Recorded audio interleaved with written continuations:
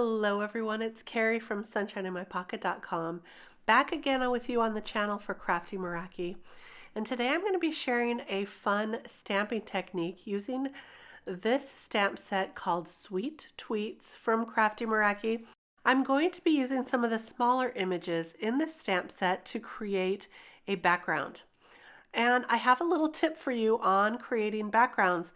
Sometimes it is tricky to get everything to fit on just right, but I found a way that still looks random, but also creates a beautiful background. And that is to stamp your small images in kind of a diagonal format. I usually twist the images just a little bit each time, so it gives it the appearance of a different look and it doesn't look the same the entire time. But I stamp them diagonally, so you can see I've got some diagonal lines here. Now I'm going to go in with another image. This is a different image. I'll clean this one off real good, and then I'll go in with another one of those small flower images. And again, I'm going to stamp them between those, but in a diagonal fashion. So you can see I'm stamping one and then twisting it just a little bit in a different direction, but still going diagonally. This creates a really fun background look, and it's super simple to do. And now, after I finish with this one, I am going to find one more really small image just to fill in some of the blank spaces. In this stamp set, there is a really cute little heart, and I thought that would be perfect. Now you probably noticed that I am doing some monochrome stamping here. I've started with some light green cardstock and I'm stamping with a darker green ink on top of that. I love the monochrome look when you're doing this, but of course you can try any combination you want. If you want to stamp with a white background, that's fine too. I just love the look of this kind of monochrome stamping. So you can see I'm filling in with those little hearts, and that creates our background. Now I'm going to cut this down a little bit. This is going to give it more of just a random look, but also I'm going to be able to frame that with a matte frame of a different color. So cutting this down on each side. And this is a sweet little background in and of itself. It's very simple, and you can use some bolder images on top for your focal point. But if you want to add just a little something extra, we're going to do that in just a minute. So I'm bringing in my Luna butterfly die now. This is gorgeous and probably one of my favorite butterfly dies of all time. It's got 3 different dies for the wings, and then it's got a body that you can cut out of a different color. I already had that first layer cut out of a dark navy blue, and then you've got these other 2 layers that I'm going to cut out. The middle one I'm going to cut out twice, first with a pattern paper in a lighter blue, and next with a vellum layer. I love the look of vellum on these butterflies.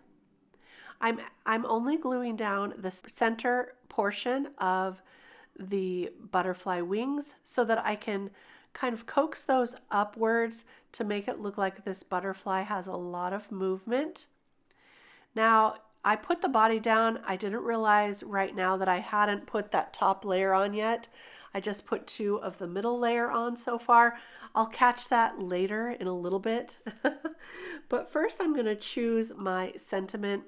I already have the high foiled and cut with this set right here with the Meraki Moments high hot foil plate and die. Now if you don't do hot foiling, there is also a stamp and die of this same word, and also I believe a layered die cut. I will link all of those below so you can take a look at the options. But I used that die cut to cut another shadow in the dark blue to put behind the high. And here's where I'm adding that top layer of the wings. Luckily, I was able to pull that body up just a little in order to put the last layer of the wings on. And I just love this layered look. I'm using some glitter paper for the body of the butterfly, so it's silver glitter. So we've got some glitter, we've got some foil, and it's a really pretty shimmery look. I'm going to go ahead and glue down the panel of the stamped background that we did to the navy blue background. So we have that as a matte. And now I'm just taking a look at this and deciding that it's time to add a little more emphasis on the background stamping. So I'm bringing out my colored pencils here, and I'm going to take a really light green and add just some shadowing to each of those images, at least to the flowers and to the leaves. So I'm not pushing very hard. I'm just adding a little bit of a shadow. It's going to be difficult to see this color of green, but I am going to go in with a darker shade of green in just a minute for the leaves as well.